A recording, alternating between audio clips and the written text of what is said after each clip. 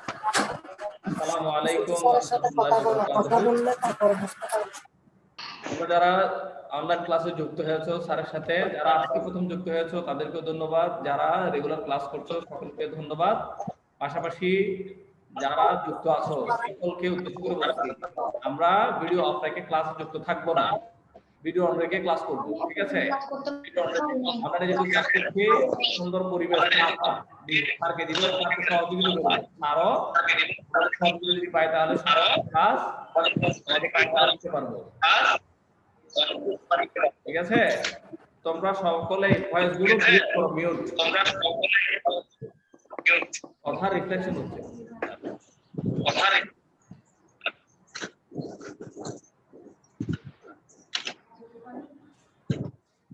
Sir আপনার কথাগুলো দুইবার আচ্ছা তোমাদের সকলের ভয়েস গুলো মিউট করো, মিউট। কারো ভয়েস অন থাকবে না, ঠিক আছে? জি স্যার। এখন দেখতে পাচ্ছি মেজবার, আমরা মেজবারটা এখনো অন, মুনতাসিরের মিউট করো, মিউট করো, বাকি সবাই মিউট আছে। আমরা ক্লাস শুরু করতে যাচ্ছি, স্ক্রিন শেয়ার করব এখন, সকলে একটু স্লাইডের দিকে লক্ষ্য করবে। আশা করি তোমরা স্লাইড দেখতে পাচ্ছ, এখন যে স্লাইডটা প্লে দিচ্ছি আমি, সকলে দেখতে পাচ্ছ আশা করি। আচ্ছা, জি স্যার। ওয়েলকাম স্লাইড, তোমাদের সকলকে সাউথ স্কুলের অনলাইন ক্লাসে ওয়েলকাম, স্বাগত জানাচ্ছি। যথারীতি তোমাদের বাংলাদেশ ও বিশ্ব পরিচয় বিষয় আমি বুঝতে পারছি না,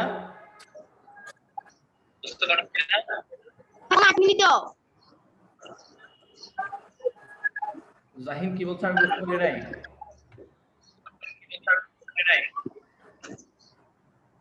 স্যার আমার এখানে কিছু আসেনি এখনো। তাহলে তুমি একটু এক কাজ করো, ইন্ডিভিজুয়াল তোমার সমস্যাটা, তুমি লিভ নাও, ক্লাস থেকে লিভ নিয়ে আবার জয়েন করো, ঠিক আছে? হ্যাঁ, গুড। আমরা যারা আছি, মেজবা তোমার ভয়েসটা মিউট করো, মিউট। জাস্ট স্লাইডের দিকে দেখো, মোবাইলে স্যার যে স্লাইডটা শেয়ার করেছি ওটা একটু দেখো। আমরা সপ্তম অধ্যায়ে, জি স্যার। মিজবাকে বলছি তোমার ভয়েসটা মিউট করো, মিউট, যাতে সাউন্ড পলিউশন না হয়, সবাই সুন্দর মতো ক্লাস করতে পারি, কেমন? যেটা বলছিলাম, সপ্তম অধ্যায়ের সর্বশেষ পাঠ, পঞ্চম পাঠে আমরা আছি, যে লেকচার 16 পঞ্চম পাঠ, তৃতীয় ঘন্টায় আমরা আছি বর্তমানে। বইয়ের মলাট আমরা স্ক্রিনে দেখছি। যথারীতি এখানে একটা আজকের পাঠের সাথে সম্পর্কিত স্থিরচিত্র থাকার কথা, কিন্তু আজকের পাঠের সাথে সম্পর্কিত কোনো স্থিরচিত্র পাঠ্য বইয়েও নেই, ঠিক আছে? এখানে একটা, আচ্ছা, এই মুহূর্তে যে স্লাইডটি আমরা দেখতে পাচ্ছি, একটা লেখা আছে উন্নয়নের পূর্বশর্ত দক্ষ জনশক্তি। এই যে শিরোনামটা দেখতে পাচ্ছি, এটা কিসের শিরোনাম? আজকের পাঠের। এটা কিসের শিরোনাম? আজকের পাঠের শিরোনাম, পঞ্চম পাঠ, কেমন? সপ্তম অধ্যায়ের সর্বশেষ পাঠ। এই পাঠের যে শিরোনামটি আছে উন্নয়নের পূর্বশর্ত দক্ষ জনশক্তি, এটার উপর আমরা আজকের ক্লাস আলোচনা করব। তার সামনে যাওয়া যাক। সৃজনফল। এই পাঠ শেষে তোমরা নিম্নোক্ত বিষয়গুলো সম্পর্কে জানতে পারবে। উন্নয়নের পূর্বশর্তগুলো কি কি সে সম্পর্কে বিস্তারিত জানবে। বুঝি নাই? কত অধ্যায়? সপ্তম অধ্যায়ের সর্বশেষ পাঠ, পঞ্চম পাঠ, পৃষ্ঠা নাম্বার 62, ঠিক আছে? পৃষ্ঠা নাম্বার 62, সপ্তম অধ্যায়ের সর্বশেষ পাঠ, পঞ্চম পাঠ, এটা নিয়ে আমরা ডিসকাস করছি। পেয়েছো তোমরা সকলে? আপাতত বইয়ে না, আমরা স্লাইডে দেখব। ওকে স্যার, আমি স্লাইড শেয়ার করেছি। স্লাইডে দেখা যাচ্ছে কিছু প্রাথমিক আলোচনা আছে, সেই প্রাথমিক আলোচনাগুলো আমরা একটু দেখি, আমরা শুনবো। মানব সম্পদ। অদক্ষ মানুষ রাষ্ট্র ও সমাজের কোনো কাজে আসে না, তোমাদের একটু খেয়াল করতে হবে। তাহলে অদক্ষ মানুষ রাষ্ট্র বা সমাজের কোনো কাজে আসে না, তাহলে মানব সম্পদ সেটাই, ঠিক আছে? যে কি হবে রাষ্ট্রের জন্য, সমাজের জন্য কাজে আসবে, সেই হচ্ছে কি মানব সম্পদ। প্রাথমিক আলোচনা। অন্যদিকে দক্ষ মানুষ যেমন ব্যক্তিগতভাবে সফল হয়, তেমনি রাষ্ট্রের অর্থনৈতিক কার্যক্রমকেও গতিশীল করতে পারে। দক্ষ মানুষ সে নিজে কি করবে, নিজেকে ব্যক্তিগতভাবে সফল করতে পারবে এবং সমাজের, রাষ্ট্রের তোমার অর্থনৈতিক কার্যক্রমকে গতিশীল করতে পারবে। ঠিক আছে, যেমন সেটা হতে পারে একজন মাস্টার, একজন ইঞ্জিনিয়ার, একজন ডাক্তার, সে নিজের জন্য ইনকাম করছে, পাশাপাশি তার এই সার্ভিসটা সমাজের জন্য উপকার, দেশের জন্য উপকার করছে। ঠিক আছে, দক্ষ মানুষ রাষ্ট্রের অর্থনৈতিক সম্পদে পরিণত হয়। যা বলছিলাম, একজন ইঞ্জিনিয়ার যিনি বিভিন্ন ধরনের বিল্ডিং নির্মাণ করেন, কেমন, তাহলে ওনার ওই কাজটা দেশের জন্য কাজ হয়। একজন টিচার যিনি বাচ্চাদেরকে পড়ান, তাহলে উনি অনেকগুলো বাচ্চাকে শিক্ষিত করছেন, বিতরণের কাজে আছেন।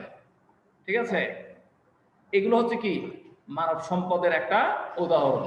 পক্ষান্তরে অদক্ষ মানুষ গণ্য হয় রাষ্ট্রের বোঝা হিসেবে। যে ব্যক্তি কোনো কাজ করে না, কোনো কাজ পারে না, কোনো কাজ শিখতেও চায় না, তাহলে ওই ব্যক্তিটা নিজের জন্য তো কোনো উন্নতি করতে পারবে না, পাশাপাশি রাষ্ট্রের, সমাজের কোনো উপকারে আসবে না, সে রাষ্ট্রের জন্য বোঝা হবে। তাহলে আমরা যারা ক্লাসে আছি, আমরা রাষ্ট্রের জন্য বোঝা হতে চাই নাকি রাষ্ট্রের সম্পদ হতে চাই? কোনটা? আমরা অবশ্যই রাষ্ট্রের সম্পদ হতে চাই, রাষ্ট্রের সম্পদ হতে চাই। তাহলে রাষ্ট্রের সম্পদ হতে হলে আমাদেরকে দক্ষ মানুষ হিসেবে গড়ে উঠতে হবে। ঠিক আছে, এবার আসো, দক্ষ মানুষকেই মানব সম্পদ বলা হয়। মানব সম্পদ কাকে বলা হয়, বা মানব সম্পদের পরিচয় কি? একটা দক্ষ মানুষকে আন্ডারলাইন করো, তোমরা একটু আন্ডারলাইন করে রাখো, এটা পেন্সিল দিয়ে আমি তোমাদেরকে বারবার বলি, এটা প্রত্যেকটা ক্লাসেই আন্ডারলাইন করে রাখো পেন্সিল দিয়ে। মানব সম্পদ কি, বা মানব সম্পদের পরিচয় দাও, বা মানব সম্পদ কাকে বলে? দক্ষ মানুষকেই মানব সম্পদ বলা হয়, কেননা এই ধরনের মানুষ তার দক্ষতা দিয়ে সম্পদ আহরণ বা উৎপাদন করতে পারে। ঠিক আছে, একজন দক্ষ মানুষ সে নিজের জন্য কাজ করতে পারবে, নিজে সফল হবে, সমাজের জন্য উপকার করবে, দেশের জন্য অর্থনৈতিক কার্যক্রমকে গতিশীল রাখতে পারবে। আচ্ছা, এটি হচ্ছে মানুষের উৎপাদনশীলতা। ব্যক্তিগত উৎপাদনশীলতা যত বাড়বে, দেশ তত বেশি উৎপাদনশীল হবে। একজন মানুষ একটা প্রশিক্ষণ নিয়ে যদি কোনো খামার করে, কেমন, ওই খামার থেকে যে উৎপাদন হবে, ওই উৎপাদনটা তার পরিবারের জন্য কাজ করবে, তার পরিবারে অভাব থাকবে না। ঠিক আছে, পরিবারে খাদ্যের ঘাটতি হবে না। তাহলে ওই ঘাটতিটা যদি সে ফুলফিল করতে পারে, পাশাপাশি সমাজের 8 জনের চাহিদা পূরণ করতে পারবে, পাশাপাশি ওই উৎপাদন কার্যক্রম দেশের জন্যও কাজ হবে। ঠিক আছে, মানব সম্পদ ও অদক্ষ জনশক্তির একটি তুলনা দেওয়া হলো। মানব সম্পদ এবং অদক্ষ জনশক্তি দুই জিনিস। একটা হচ্ছে মানব সম্পদ, যেটা দেশের জন্য দরকার, আর অদক্ষ জনশক্তি দেশের জন্য বোঝা। মুনতাসির, স্লাইড দেখো, বই এখন দেখার প্রয়োজন নেই। এবার আমরা একটা এখানে তুলনা দেওয়া আছে, সেই তুলনা দেখি। চীন দেশে 139 কোটি 80 লক্ষ মানুষ বাস করে। প্রশ্ন আন্ডারলাইন করো, এই প্যারাটা আন্ডারলাইন করো। আমি যদি প্রশ্ন করি, বিশ্ব ব্যাংকের তথ্য অনুযায়ী 2019 সালের তথ্য অনুযায়ী চীন দেশের লোক সংখ্যা কত? তাহলে উত্তর কি হবে? চীন দেশে 139 কোটি 80 লক্ষ মানুষ বাস করে।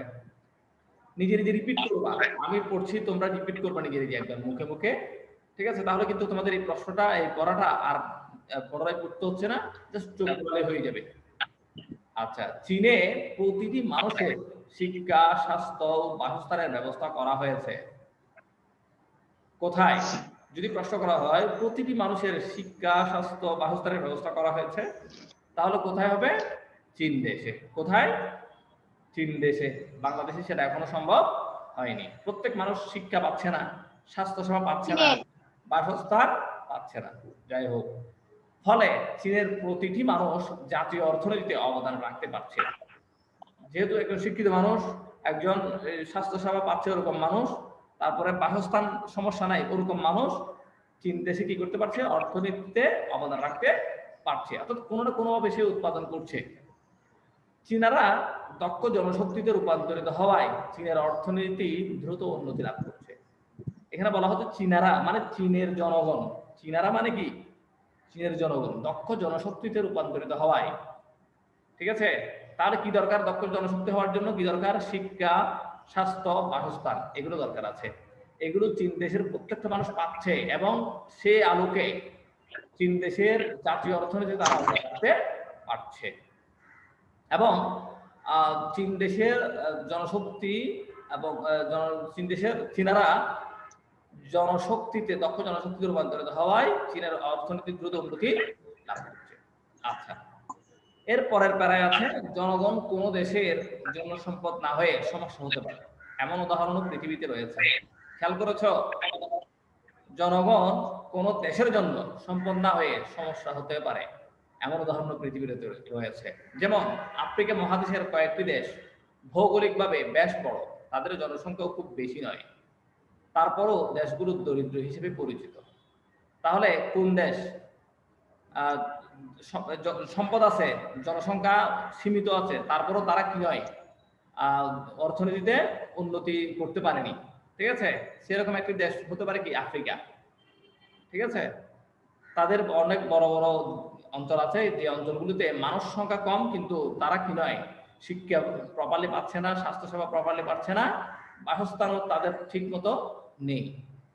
ঠিক আছে, তারপরও দেশগুলো দরিদ্র দেশ হিসেবে পরিচিত। আচ্ছা, যেমন মালি, সাদ, সেন্ট্রাল আফ্রিকান প্রজাতন্ত্র, নাইজার প্রভৃতি। এখানে কিছু রাষ্ট্রের কথা উল্লেখ করা হয়েছে। মালি একটা রাষ্ট্র, সাদ তাও একটা রাষ্ট্র। আমরা হয়তো সবগুলো রাষ্ট্রের নাম জানি না। 194টি জাতিসংঘের তালিকায় স্বাধীন রাষ্ট্র আছে, এর বাইরেও রাষ্ট্র আছে যেগুলো পরাধীন কোন দেশের অংশ হিসেবে আছে। তাহলে আমরা জানি না এমন দেশও পৃথিবীতে আছে। আবার যেগুলো এখানে দেওয়া আছে মালি, সাদ, সেন্ট্রাল আফ্রিকান প্রজাতন্ত্র, তারপর নাইজার, এই দেশগুলো দরিদ্র।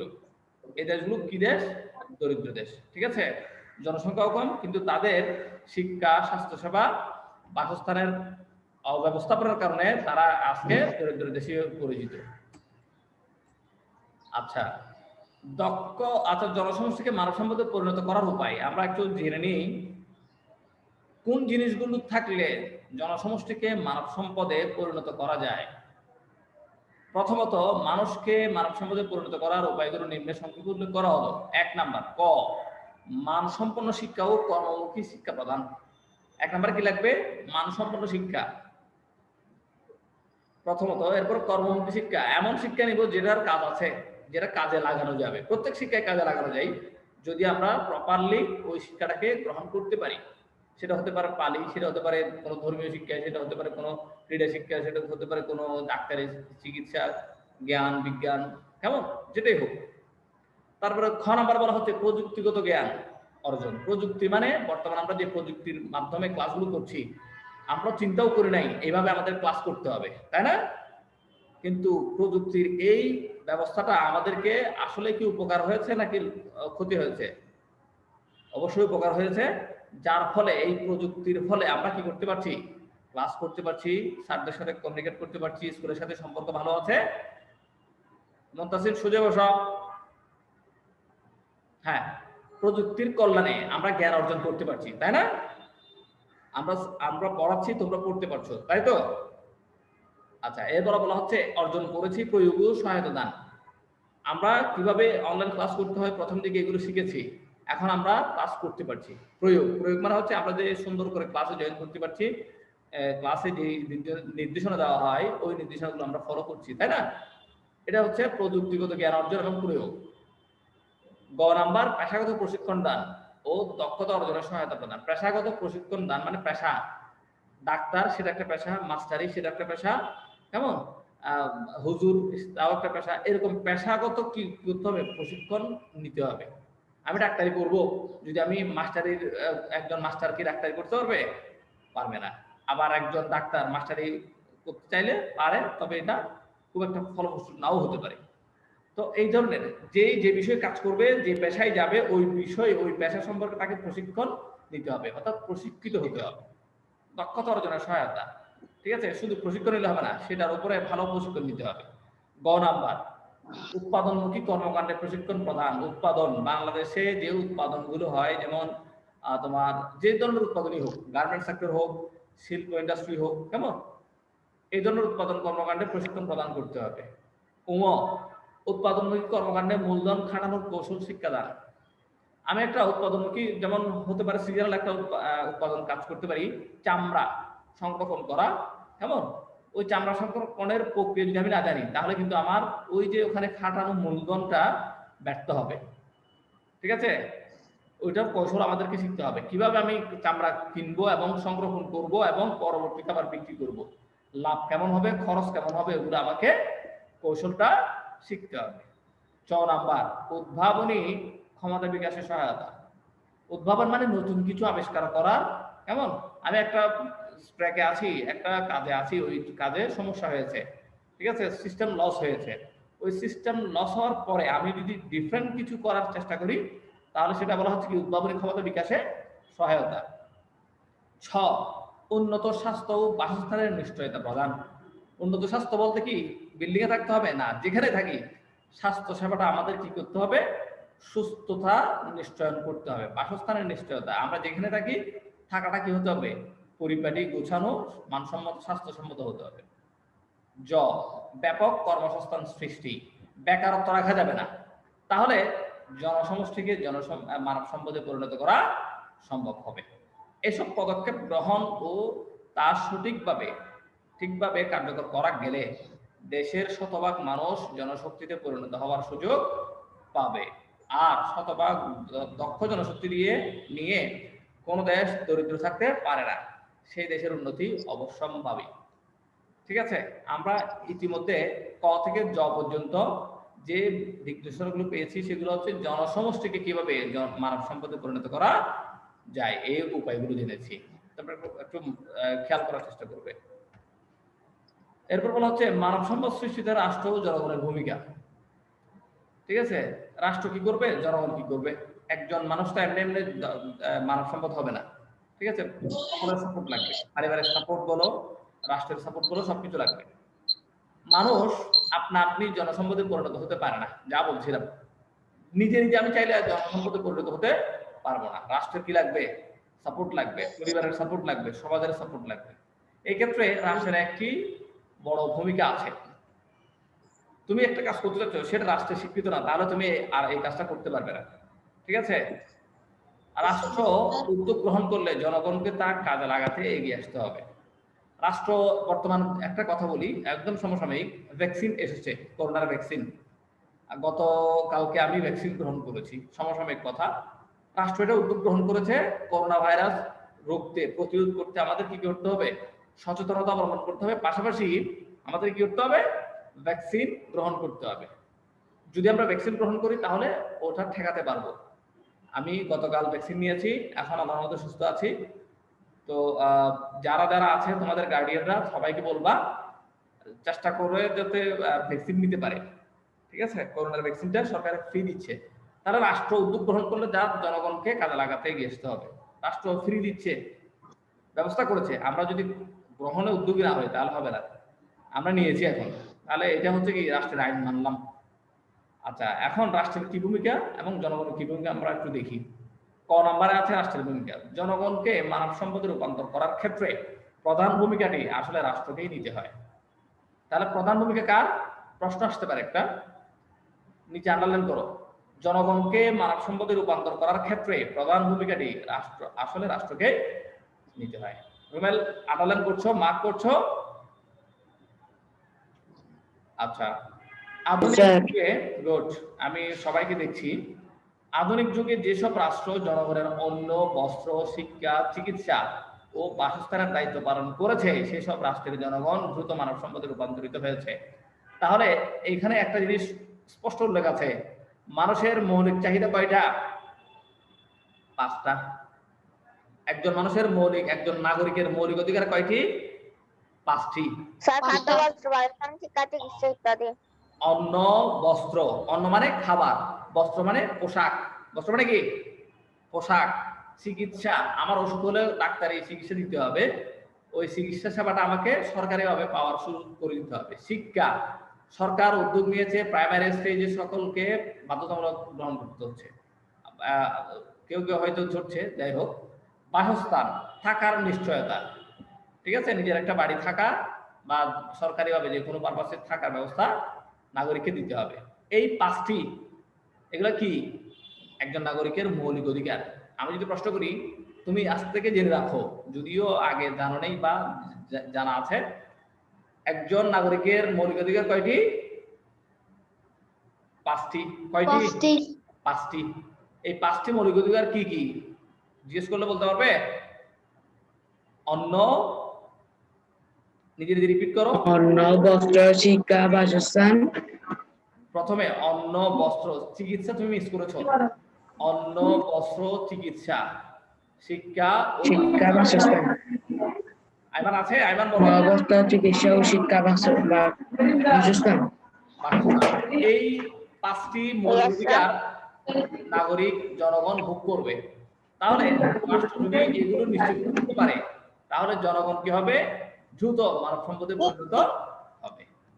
যেসব দেশ দ্রুত উন্নতিও লাভ করেছে, আচ্ছা সেসব বলেছে, যেসব রাষ্ট্র দায়িত্ব পালনে ব্যর্থ হয়েছে সেই সব রাষ্ট্রের জনগণ অন্ন, বস্ত্র, শিক্ষা, চিকিৎসা ও স্বাস্থ্য বাসস্থানের অভাবে মানবেতর জীবনযাপন করছে। যে দেশ, তুমি এখন খেয়াল করলে দেখবে অনেক দেশ করোনার ভ্যাকসিন প্রপারলি প্রোভাইড করতে পারছে না। এক্ষেত্রে বাংলাদেশ সরকার খুব সুন্দরভাবে এখন অব্দি আমার দেখা মতে করোনার ভ্যাকসিন সুন্দরভাবে ডিস্ট্রিবিউট করছে। এটা একটা জাস্ট নমুনা। আমি সরকারের পক্ষে বিপক্ষে কথা বলছি না, জাস্ট একটা নমুনা দিচ্ছি। ঠিক আছে, নাগরিকের প্রতি সরকারের যে দায়িত্ব, রাষ্ট্রের যে ভূমিকা সেটা বলছি। যদি নাগরিকের এই 5টি মৌলিক অধিকার সরকার দিতে ব্যর্থ হয়, তাহলে কি হবে? রাষ্ট্রের উন্নতি ব্যর্থ হবে, ব্যাহত হবে।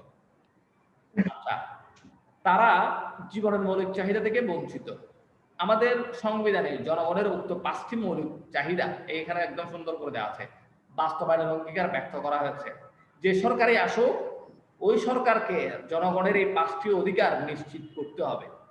কি কি?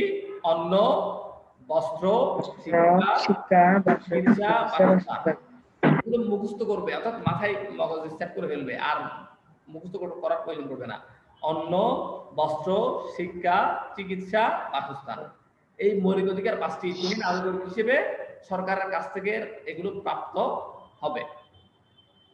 তারপর বলা হচ্ছে বাংলাদেশ নিজেকে একটি আধুনিক রাষ্ট্র হিসেবে প্রতিষ্ঠার লক্ষ্যে জনগণকে মানব সম্পদে পরিণত করতে প্রচেষ্টা চালিয়ে যাচ্ছে। এটা হলো রাষ্ট্রের ভূমিকা পেয়েছি আমরা। তারপরে এখন জনগণের কি ভূমিকা আমরা একটু দেখি। মানব সম্পদে পরিণত হতে, ঠিক আছে, জনগণের কি ভূমিকা?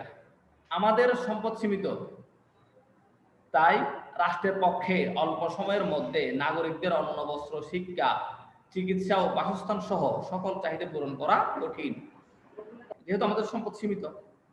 হ্যাঁ, তবে সীমিত স্বার্থের মধ্যেও জনগণের জীবনমান বৃদ্ধির লক্ষ্যে রাষ্ট্র নানা উদ্যোগ গ্রহণ করছে। জনগণকে এসব সুযোগ সুবিধার সদ্ব্যবহার করে নিজেদেরকে মানব সম্পদ রূপে গড়ে তুলতে সচেষ্ট হতে হবে। শুধু সরকারের উপর তাকিয়ে থাকলে তো হবে না, আমাদের কি করতে হবে? নিজেকে সচেতন হতে হবে। সরকার দিচ্ছে বলে আমরা যা ইচ্ছে তাই করবো? আমি কি আমার নির্দিষ্ট চাহিদার বাইরে ভক্ষণ করবো, ভোগ করবো? এটা সম্ভব না। ঠিক আছে, তাহলে আমরা জানলাম মানব সম্পদ সৃষ্টিতে রাষ্ট্র ও জনগণের ভূমিকা কি সেটা জেনেছি, এবং উপায়ও জেনেছি, মানব সম্পদের পরিচয় জেনেছি। আমি এখন ছোট ছোট কিছু প্রশ্ন করব। আচ্ছা, পাঠ সংক্রান্ত উপস্থিত প্রশ্ন উত্তর। এবার আসো, আমি ছোট ছোট কিছু প্রশ্ন করি তোমাদেরকে, ঠিক আছে? তোমরা প্রস্তুত আছো? আশা করি তোমাদের ভয়েস গুলো আনমিউট করো। প্রথম প্রশ্ন, মানব সম্পদ কাকে বলে? সবার জন্য উন্মুক্ত। মানব সম্পদ কাকে বলে বলো? মানব সম্পদ দক্ষ জনগণকে কি বলা হয়? দক্ষ মানুষকে মানব সম্পদ বলা হয়। প্রশ্নটা আরেকবার বলেন না। প্রশ্ন হচ্ছে মানব সম্পদ কাকে বলা হয়? দক্ষ মানুষকে মানব সম্পদ বলা হয়। সবার উদ্দেশ্যে বলছি, তোমরা রিপিট করবে। আমি প্রশ্ন করছি, প্রশ্নের উত্তর দেওয়ার চেষ্টা করবে। এই ভিতর থেকে চেষ্টা যদি করো, তাহলে আজকের ক্লাসটা সার্থক। তুমি ক্লাসে ছিলা, সেখান থেকে তুমি কিছু শিখতে পেরেছো। দিনটা চলে যাবে, কিন্তু তোমার আজকের দিন থেকে এই ঘন্টার ক্লাস থেকে তুমি কিছু পেয়েছো। ঠিক আছে? 2 নম্বর প্রশ্ন, চীন দেশে 2019 অনুযায়ী, এখানে 2019 না, সরি 2015, এটা চীন দেশের লোক সংখ্যা কত ছিল?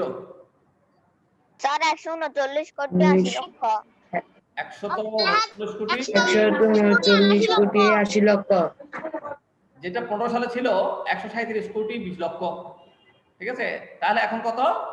139 কোটি 139 কোটি 40 লক্ষ 80 লক্ষ। বিশ্ব স্বাস্থ্য সংস্থা 2019 অনুযায়ী। কেমন? হ্যাঁ আমরা তাহলে দুটো প্রশ্ন করেছি, দুটো প্রশ্নের উত্তর দিতে পেরেছি। কেমন? Yes, sir. আচ্ছা, এখন আরেকটা প্রশ্ন করব। আহ কোন দেশে প্রতিটি মানুষের শিক্ষা, স্বাস্থ্য, বাসস্থানের ব্যবস্থা করা হয়েছে? চীন। Africa, চীন। চীন দেশ। চীন। দেশ? চীন দেশ। সানি প্রশ্ন বুঝতেছ? স্যার, আপনি করা হয়নি বলছেন যে? হ্যাঁ, আমি বলছি কোন দেশে প্রতিটি মানুষের শিক্ষা, স্বাস্থ্য, বাসস্থানের ব্যবস্থা করা হয়েছে? চীন হয়নি মনে হচ্ছে। চীন দেশ। কি হবে? চীন দেশে চীন দেশে। চীন দেশ। চেষ্টা করবো উইলিংলি, চেষ্টা করবো প্রশ্নের উত্তর দেওয়ার জন্য। ঠিক আছে? স্যার, আচ্ছা, তারপরে বলা হচ্ছে আচ্ছা, এখানে রাষ্ট্রের ভূমিকার মধ্যে আসো, 63 পৃষ্ঠার একটা প্রশ্ন আছে, জনগণকে মানব সম্পদে রূপান্তর করার ক্ষেত্রে প্রধান ভূমিকা কার বা কাকে নিতে হয়? রাষ্ট্রকে? কাকে? রাষ্ট্রকে। আমি পুরো লাইনটা আমি যখন বলেছিলাম আন্ডারলাইন করতে বলেছিলাম, এখানে সুন্দর করে দেওয়া আছে, জনগণকে মানব সম্পদে রূপান্তর করার ক্ষেত্রে প্রধান ভূমিকাটি আসলে রাষ্ট্রকেই নিতে হয়। তাহলে কাকে নিতে হবে? ব্যক্তিকে, সমাজকে, পরিবারকে? রাষ্ট্রকেই নিতে হবে। 4টি প্রশ্ন করেছি। পঞ্চম প্রশ্ন হচ্ছে, একজন নাগরিকের মৌলিক অধিকার কয়টি? 5টি। বলতেছেন কি? 5টি। গায়ের অবস্থার অন্ন, বস্ত্র, শিক্ষা, বাসস্থান, চিকিৎসা হ্যাঁ, গুড। আমরা ধারাবাহিক বলতে চেষ্টা করব, যদি বলতে না পারি যে কোনো পারপাসে 5টি মনে রাখতেই হবে। অন্ন, বস্ত্র, চিকিৎসা, শিক্ষা, বাসস্থান, এগুলো হচ্ছে ধারাবাহিক। আর যদি ধারাবাহিক বলতে না পারি তাহলে যে কোনো ভাবেই মানুষের, একজন নাগরিকের মৌলিক অধিকার কয়টি, এই 5টি আমাদেরকে মাথায় রাখতে হবে। ঠিক আছে? শুধু ক্লাসের জন্য না, সব সময়ের জন্য। কেউ যদি তোমাকে জিজ্ঞেস করে, এই তুমি পড়াশোনা করে জিজ্ঞাসা, হ্যাঁ, তুমি বলো একজন মানুষের মৌলিক অধিকার কয়টি? ঠিক আছে? কি বলতে হবে? একজন নাগরিকের মানুষের মৌলিক অধিকার 5টি। প্রথমত এটা উত্তর। তাহলে যদি বলা হয় কি কি বলো, তখন কি বলবো? অন্ন, বস্ত্র, শিক্ষা, স্বাস্থ্য, বাসস্থান। গুড। স্বাস্থ্য নয়, এটা হচ্ছে চিকিৎসা। চিকিৎসা। ঠিক আছে? তাহলে এগুলো হচ্ছে এই পাঠের আলোকে কিছু প্রশ্ন ছিল, এই প্রশ্নগুলো আমরা চেষ্টা করেছি শিখতে। কেমন? আমরা আসলে শিখতে পেরেছি কিনা কিছু? এই পাঠ থেকে আমরা এই বিষয়গুলো জেনেছি তো। ঠিক আছে? মৌলিক অধিকার সম্পর্কে জানলাম, মানব সম্পদ কাকে বলে জানলাম, তারপরে জনসংখ্যা কত সেটা জানলাম, এবং মানব সম্পদকে, জনগণকে মানব সম্পদে পরিণত করার জন্য কি কি দরকার? শিক্ষা দরকার, স্বাস্থ্যসেবা দরকার, বাসস্থান দরকার। ঠিক আছে? এগুলো জেনেছি এবং উপায় জেনেছি, এবং রাষ্ট্রের ভূমিকা, জনগণের ভূমিকা, সে বিষয়ে আমরা আজকের আলোচনায় জেনেছি। যাই হোক, কারো কোনো প্রশ্ন আছে কিনা বলো? আজকের পাঠ সম্পর্কিত কারো কোনো প্রশ্ন আছে? যাই হোক, প্রশ্ন না থাকলেও ভালো, থাকলেও সমস্যা নেই। তোমরা একটু বাড়ির কাজটা একটু দেখো। আচ্ছা, এখন বাড়ির কাজটা আমরা আসলে দিচ্ছি, যদিও বাড়ির কাজ দেওয়ার ব্যাপারে স্কুল থেকে বারণ করেছে। তোমরা অ্যাসাইনমেন্ট করছো মনে হয়, অ্যাসাইনমেন্ট নিয়ে গেছো? তাহলে তোমরা আমি আর বাড়ির কাজ দিচ্ছি না, কি করবে? অ্যাসাইনমেন্টে মনোযোগ সহকারে অ্যাসাইনমেন্টটা করবে। করে ফেলেছো? মনোযোগ সহকারে অ্যাসাইনমেন্ট করতে হবে। আমার এখন আর বাড়ির কাজ নেই। ঠিক আছে? আর বাড়ির কাজ দরকার নেই, স্কুল থেকে নিষেধ করা আছে। কেমন? আমরা কি করব, ওই মনোযোগ সহকারে অ্যাসাইনমেন্ট লিখবো। এই টাকা দেখাচ্ছে কে? মুনতাসিম টাকা কিছে? স্যার আমাকে তোমাদের কাছে যেতে হবে। আচ্ছা ঠিক আছে, ক্লাস তো আমাদের আর 1 মিনিট সময় আছে, 1 মিনিট, এখন ক্লাস শেষ করতেছি। আচ্ছা স্যার আসসালামু বাসায় থাকবে, প্রয়োজন ছাড়া বাসা থেকে বের হবে না, প্রোডাকশনে বের হবে, অর্থাৎ মাস্ক, হ্যান্ড স্যানিটাইজার, পর্যাপ্ত প্রোডাকশন নিয়ে বের হবে, খাওয়ার সময় হাত ধুয়ে খাবে, স্যার সব সময় থাকা আমার থেকে সাথে। সুস্থ মতো হাত ধোবে, ঠিক আছে, পরিষ্কার পরিচ্ছন্ন পরিপাটি থাকবে, কাপড় চোপড় অপরিষ্কার কাপড় চোপড় পরা যাবে না, করোনা ভাইরাস দ্বিতীয় স্টেজে আমরা আছি, এখন কিন্তু খুব সাবধান থাকতে হবে, ঠিক আছে, যেখানে সেখানে যাওয়া যাবে না, মেহমান আসলে তাদেরকে সুন্দর মতো দূর থেকে কথা বলা এগুলো অভ্যাস করতে হবে। সকলকে ক্লাসে যুক্ত হওয়ার জন্য ধন্যবাদ। তবে আমি স্ক্রিন শেয়ার অফ করেছি মাত্র। মেজবা আমাদের সাথে বোধহয় প্রথম ক্লাসে যুক্ত হয়েছে, একদম স্পেসিফিক করবে, একদম কাছাকাছি বসে গেছে, পেজটা একদম ক্যাপাসিটি হয়ে গেছে, কেমন? আসসালামু আলাইকুম। এই তোমাকে যাইতে বলছে এখনো? আল্লাহ হাফেজ। আচ্ছা ঠিক আছে, সকলে সুস্থ থাকবেন, আসসালামু আলাইকুম। অনেক অনেক শুভকামনা। আসসালামু আলাইকুম। ভালো থাকবেন। আসসালামু আলাইকুম। আমাকে সহযোগিতা করেছো, ঠিক আছে, তোমাদের সকলকে অসংখ্য ধন্যবাদ। আসসালামু আলাইকুম। আসসালামু আলাইকুম। আসসালামু আলাইকুম। ওয়ালাইকুম আসসালাম।